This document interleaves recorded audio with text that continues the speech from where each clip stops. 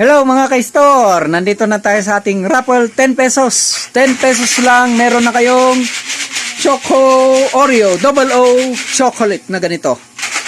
Yan, 1 to 10 lang, meron na kayong free coffee Atomy Arabica sachet round 170. Yun, tatlo po ang bubunutin natin na maswerte.